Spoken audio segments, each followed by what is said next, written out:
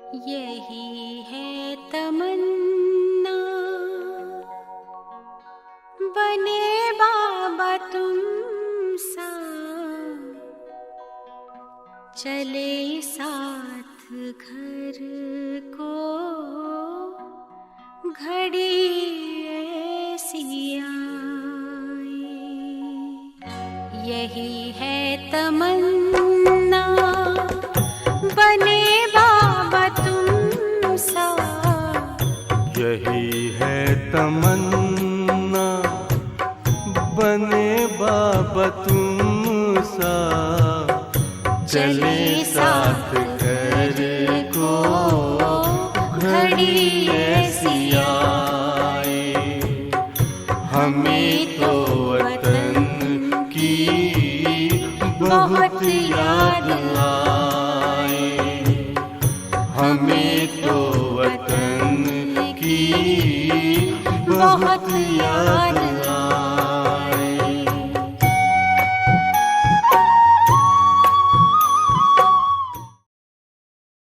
Om Shanti. The deep dive में आप सभी ब्राह्मण कुलभूषण दिव्य भाई बहनों का बहुत बहुत स्वागत है। जनवरी का महीना हम सभी के लिए एक विशेष आत्मचिंतन का अवसर लेकर आता है, और ख़ास तौर पर 18 जनवरी का दिन जो हमें उस महान आत्मा की याद दिलाता है जिन्होंने अपने जीवन को हम सब के लिए एक प्रैक्टिकल मिसाल बना दिया, हमारे प्यारे ब्रह्मा बाबा जी। 1969 में इसी दिन बाबा ने संपूर्णता को प्राप्त कर अव्यक्त फरिश्ता स्वरूप धारण किया था। बिल्कुल। और ये दिन सिर्फ याद करने का नहीं है ना? नहीं, बिल्कुल नहीं। ये प्रेरणा लेने का दिन है।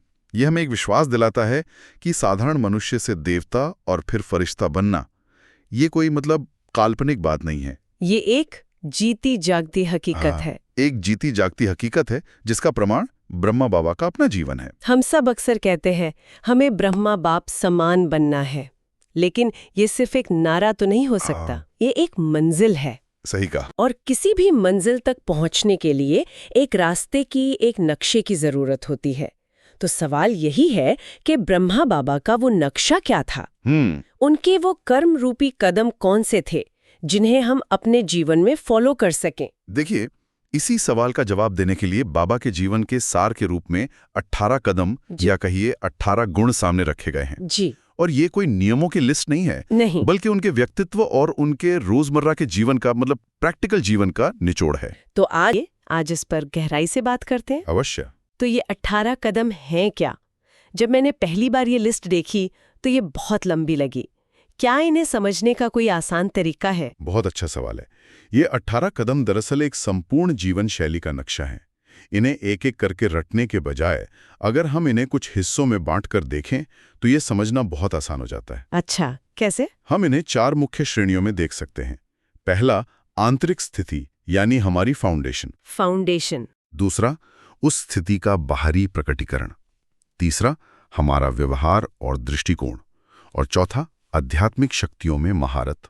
वाओ, ये तो बहुत दिलचस्प है। चलिए पहली श्रेणी से शुरू करते हैं, हमारी आंतरिक स्थिति। जी, तो इसमें पहले 4 कदम आते हैं जो हमारी नींव हैं। पहला, देह अभिमान को छोड़ आत्म अभिमानी बनना। यानी मैं शरीर हूं, इस सोच से मुक्त होना। हाँ, मैं एक चैतन्य आत्मा हूं, इस सत्य में स्थित होना। दूसरा, एक बाप की पक्की पहचान। तीसरा, सदा स्मृति में रहना कि मैं बाबा का बच्चा हूं। ये एक बहुत शक्तिशाली रिश्ता है। बहुत।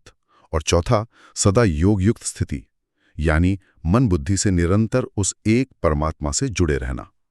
ये हमारी आध्यात्मिक बैटरी को चार्ज रखने जैसा है। मतलब ये चारों कदम हमारे अपने अंदर की दुनिया को ठीक करने पर केंद्रित हैं। एक बार जब ये फाउंडेशन मजबूत हो जाए तब क्या होता है? तब आती है दूसरी श्रेणी, बाहरी प्रकटीकरण। हमारी भीतरी अवस्था हमारे कर्मों में दिखाई देने लगती है। अच्छा। इसमें अगले 3 कदम है। पांचवा, मन की पवित्रता। छठा, वाणी में मिठास और सत्यता। और सातवां, कर्मों में श्रेष्ठता। जी, यानी हमारा हर काम उत्कृष्टता से भरा हो। ये तीनों कदम सीधे हमारी आंतरिक स्थिति से जुड़े हैं। बिल्कुल सही। अब तीसरी श्रेणी के बारे में बताएं, हमारा व्यवहार और दृष्टिकोण। यह श्रेणी हमारे संबंधों और जीवन को देखने के नजरिए से जुड़ी है। 8वां, स्व परिवर्तन को पहला लक्ष्य बनाना। दूसरों को बदलने के बजाय खुद पर काम करना। बिल्कुल। 9वां, सबसे स्नेह, किसी से वैर नहीं। 10वां, सहयोगी बनना, अधिकारी नहीं। और 11वां, सदा प्रसन्न चित्त रहना, हर हाल में खुश रहना। जी। और आखिरी श्रेणी जो आपने बताई, आध्यात्मिक शक्तियों में महारत। जी, यह उन्नत अवस्था है। इसमें बाकी के 7 कदम आते हैं। 12वां, संकल्पों की सफाई। 13वां, समय की कीमत पहचानना। 14वां, स्वमान में स्थित रहना। 15वां, संकल्प शक्ति को बढ़ाना। 16वां, निमित्त बनकर सेवा करना। 17वां, हर दृश्य में ड्रामा को स्वीकार करना। और अंत में 18वां, बाबा समान अव्यक्त फरिश्ता बनना। हाँ, जो कि इस पूरी यात्रा का लक्ष्य है। वाओ! इस तरह ग्रुप में समझने से ये 18 कदमों की सूची एक बहुत ही लॉजिकल रोड मैप की तरह लग रही है। ये तो जीवन जीने की पूरी कला है ना? बिल्कुल। चलिए, अब इनमें से कुछ कदमों पर और गहराई से बात करते हैं। अवश्य। मैं 9वें कदम से शुरू करना चाहूंगी। सबसे स्नेह, किसी से वैर नहीं। बाबा ने इसे कैसे कर दिखाया? वो तो एक बड़े संगठन के प्रमुख थे, जहां तरह तरह के लोग आते होंगे। यह उनकी आत्मिक दृष्टि का कमाल था, जो पहले कदम से जुड़ा है। वे हर व्यक्ति को देह के रूप में नहीं, बल्कि एक आत्मा के रूप में देखते थे। आत्मा के रूप में? जी, उनकी नजर किसी के पद, धन या अवगुण पर नहीं जाती थी, बल्कि आत्मा के अंदर छिपे मूल गुणों पर जाती थी। हमें जो स्रोत मिले हैं, उनमें एक बहुत सुंदर बात लिखी है, जिसमें जो गुण होता, बाबा उसे यज्ञ सेवा में लगाकर उसका कल्याण कर देते। यज्ञ सेवा, इसका क्या मतलब है? थोड़ा और समझाएंगे? हाँ, यज्ञ सेवा मतलब परमात्मा के कार्य में अपना तन मन धन लगाना। बाबा देखते थे कि किसी में लिखने की कला है तो उसे पत्र व्यवहार की सेवा दे दी। अच्छा। किसी में हिसाब किताब की समझ है तो उसे वो जिम्मेदारी दे दी। वे हर किसी के गुणों का वर्णन करके उनमें उत्साह और खुशी भर देते थे। ये तो मैनेजमेंट का एक बहुत बड़ा सूत्र है, लोगों की कमजोरियों पर नहीं, उनकी शक्तियों पर फोकस करना। बिल्कुल। उन्होंने किसी को बदला नहीं, बस उनके अंदर जो अच्छा था उसे सींच कर बड़ा कर दिया। वाह! अब एक और कदम पर आते हैं जो मुझे बहुत सोचने पर मजबूर करता है। 7वां कदम, मैंपन का संपूर्ण त्याग। ये बहुत गहरा कदम है। बिल्कुल। लेकिन बाबा के लिए मैंपन या ईगो का त्याग करना शायद आसान था, क्योंकि वो एक आध्यात्मिक मिशन पर थे। एक आम इंसान जो परिवार और नौकरी की जिम्मेदारियों में है, वो इस मैं को छोड़े बिना अपना काम कैसे कर सकता है? ये सवाल बहुत व्यवहारिक है। मैंपन के त्याग का अर्थ जिम्मेदारियों का त्याग नहीं है, बल्कि कर्तापन के भाव का त्याग है। कर्तापन के भाव का? जी। बाबा ने अपना सब कुछ ईश्वर को समर्पित कर दिया, लेकिन कभी ये नहीं जताया कि मैंने इतना बड़ा त्याग किया। वो तो कहते थे कि मुझे तो कौड़ियों के बदले स्वर्ग की बादशाही मिल गई, इसमें त्याग क्या है? अच्छा। हमारे लिए इसका प्रैक्टिकल मतलब है अपना काम पूरी कुशलता से करें, लेकिन सफलता का श्रेय परमात्मा को और टीम को दें, और असफलता की जिम्मेदारी खुद लें।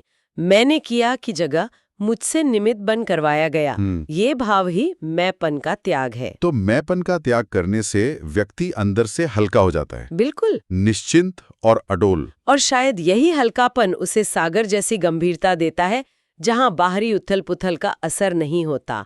क्या 11वां कदम सागर समान गंभीर इसी से जुड़ा है? आपने बिल्कुल सही जोड़ा। जब मैं का बोझ उतर जाता है तभी गंभीरता आती है। हमारे स्रोतों में कराची का एक बहुत सुंदर उदाहरण है। हाँ, मैंने भी पढ़ा है। बाबा बच्चों के साथ सागर किनारे बैठते और कहते, बच्चे देखो, लोग सागर में कितना कूड़ा कचरा डालते हैं, लेकिन सागर उसे अंदर नहीं रखता, लहरों के साथ बाहर किनारे पर फेंक देता है। ये तो एक तरह से इमोशनल डिटॉक्स की बात हो गई।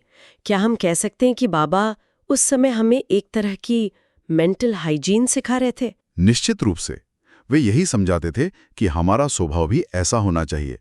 कोई कुछ भी कहे, किसी की नकारात्मक बात को कचरे की तरह मन के अंदर पकड़कर नहीं रखना है, उसे तुरंत बाहर निकाल देना है। और उस उदाहरण का एक दूसरा पहलू भी था, है ना? जी बिल्कुल। सागर ऊपर से लहरों वाला अशांत दिखता है, पर अपनी गहराई में वो सदा शांत होता है। हमें भी जीवन की बाहरी परिस्थितियों के बीच अंदर से ऐसे ही शांत और धैर्यवान बनना है। यही है सागर समान गंभीरता। बाबा की सादगी पर भी बहुत कुछ लिखा गया है। 12वां कदम, सादगी और सद्व्यवहार, उनके कमरे के बारे में जो वर्णन है वो हैरान करने वाला है। बिल्कुल, एक पुराना कमरा जिसकी छत टिन की चादरों से बनी थी, दीवारों पर सफेद चूना, बिस्तर पर सफेद चादर, कोई विशेष साज सज्जा नहीं, कोई बाहरी बनावट नहीं। कुछ नहीं। उसी साधारण से कमरे में बैठकर सेवा मूर्ति बाबा ने हजारों आत्माओं को नया जीवन दिया। मैं बस सोच रही हूँ, उस टिन की छत वाले कमरे से एक विश्व परिवर्तन की लहर उठी। ये दिखाता है कि शक्ति साधनों में नहीं, संकल्पों में होती है। सही कहा। और उनका व्यवहार, वो तो उनकी सादगी का ही प्रतिबिंब था। उन्होंने कभी किसी को व्यक्तिगत रूप से फटकार नहीं लगाई, कभी नहीं। कभी नहीं। वे सदा सुकोमल, मधुर और सम्मान भरे शब्दों से बात करते थे। उनकी मीठी दृष्टि, मीठे बोल और मीठी मुस्कान ने ही मधुबन को तपोवन बना दिया। तो अब सबसे बड़ा सवाल, बातें तो बहुत गहरी और प्रेरणादायक हैं, पर हम इन कदमों को अपने रोजमर्रा के जीवन में कैसे लाएं? इन्हें प्रैक्टिकल कैसे बनाया जाए? इसका एक बहुत सरल और प्रैक्टिकल सूत्र है जिसे कोई भी अपना सकता है। उसे हम कह सकते हैं सुबह स्मृति, दिन में अभ्यास और रात को चेकिंग। सुबह स्मृति, दिन में अभ्यास और रात को चेकिंग।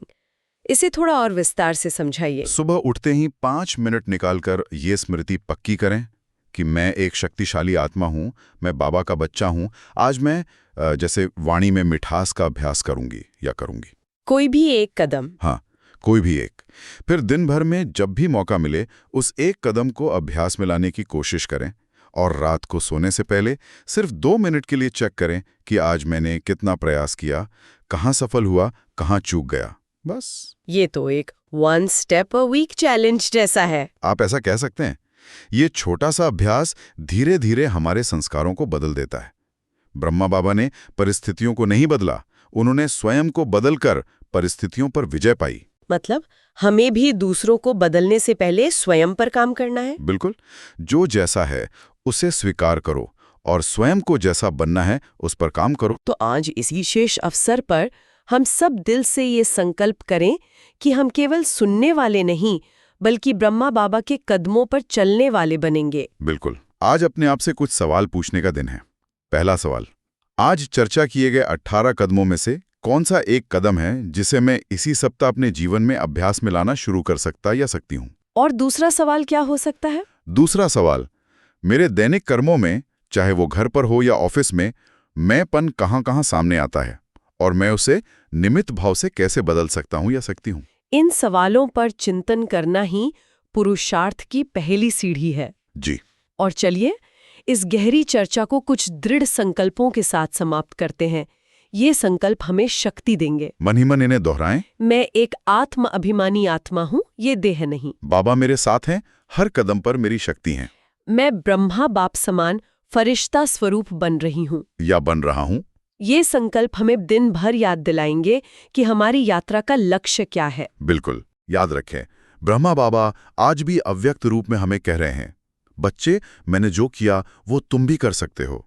मैंने जो पाया वो तुम्हारा भी अधिकार है। 18 जनवरी केवल स्मृति का नहीं, प्रेरणा और संकल्प का दिन है। ये फरिश्ता बनने की यात्रा को तेज करने का दिन है। ओम शांति। ओम शांति। यही है तमन्ना, बने बाबा तुम सा, चले साथ घर को, घड़ी ऐसी आए। यही है तमन्ना, बने बाबा तुम सा, यही है तमन्ना, बने बाबा तुम सा, चले साथ घर को, घड़ी ऐसी आए। हमें तो वतन की बहुत याद आए।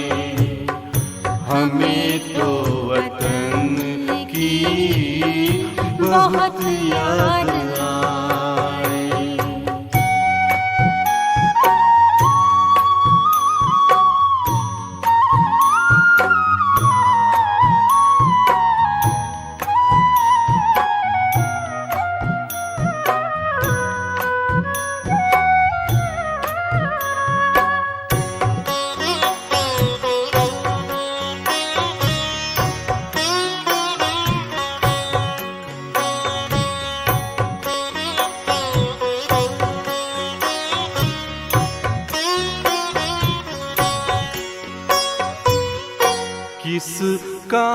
की है पुरानी ये दुनिया, बड़ी प्यारी है वो निराकारी दुनिया।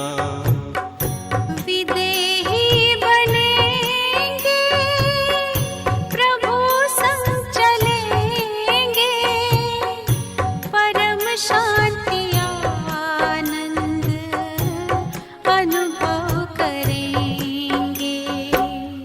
देखो इशारों से कोई बुलाए, देखो इशारों से कोई बुलाए, हमें तो वतन की बहुत याद आए।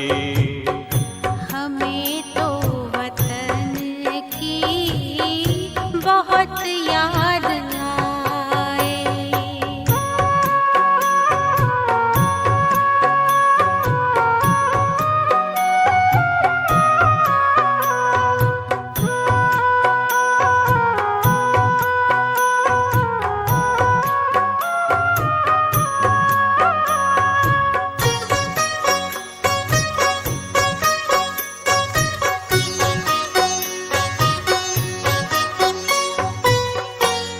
मुद्दत है गुज़री बिछड़े वतन को, मिला क्या यहाँ पर लगा करके मन को। ये तुमने बताया हुआ खेल पूरा, जगत का ये नाटक रहा न अधूरा। यहाँ की नशे कोई अब जी को भाए, यहाँ की नशे कोई अब जी को भाए। हमें तो वतन की बहुत याद आए। हमें तो वतन की बहुत याद आए।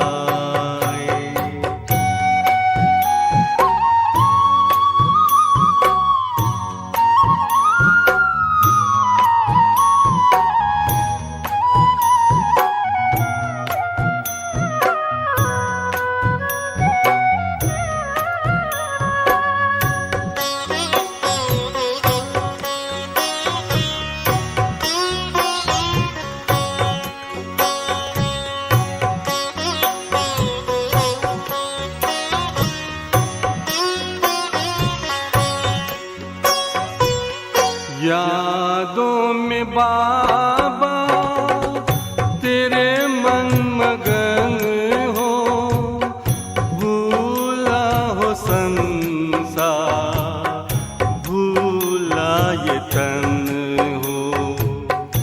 तभी पुष्प वर्षा हो, गूंजे बधाई, उड़ो प्राण मेरे, चलो ले विदाई। फरिश्तों की महफिल है आंखें बिछाए, फरिश्तों की महफिल है आंखें बिछाए। हमें तो वतन की बहुत याद आए। हमें तो वतन की बहुत याद आए। यही है तमन्ना, बने बाबा तुम सा। यही है तमन्ना, बने बाबा तुम सा।